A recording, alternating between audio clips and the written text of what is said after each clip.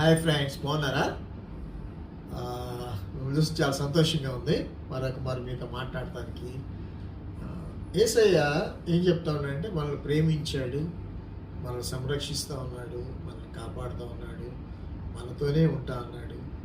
అలాగే జలాలు కానీ సముద్రాలు కానీ ఉప్పొంగి పొరలినా కానీ మనం ఏం చేయలేవు అని చెప్పేసి లేఖలో రాయించి పెట్టాడు.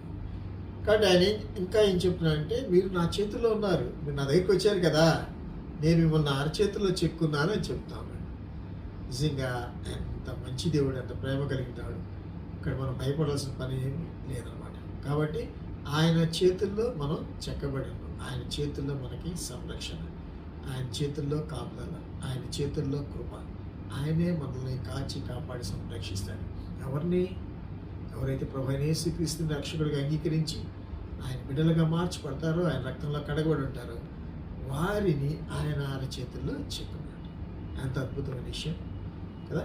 కాబట్టి ఆయన చేతుల్లో మనం చెక్కబడి ఉన్నాం సంగతి మనం గుర్తు చేసుకుందాం. ఆయన చూద్దాం.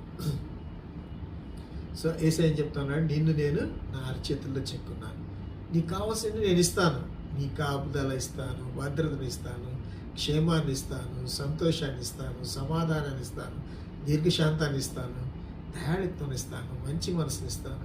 అన్నీ నా దగ్గర ఉన్నాయి. నేను నా చేతుల్లో చెక్కున్నాను, నా శరీరంలో భాగంగా చేసుకొని ఉన్నాను.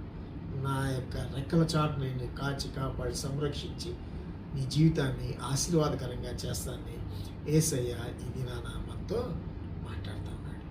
మరి ఈ ఆశీర్వాదాలకి నువ్వు అర్హుడిగా ఉన్నావా? ఆయన రక్తంలో కడగబడ్డావా? ఆయన బిడ్డగా నువ్వు మార్చబడ్డావా?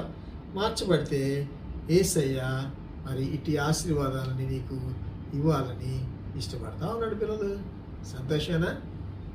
ఆయన చేతుల్లో నిన్ను చెక్కున్నాడు. ఎందుకు చెక్కున్నాడు?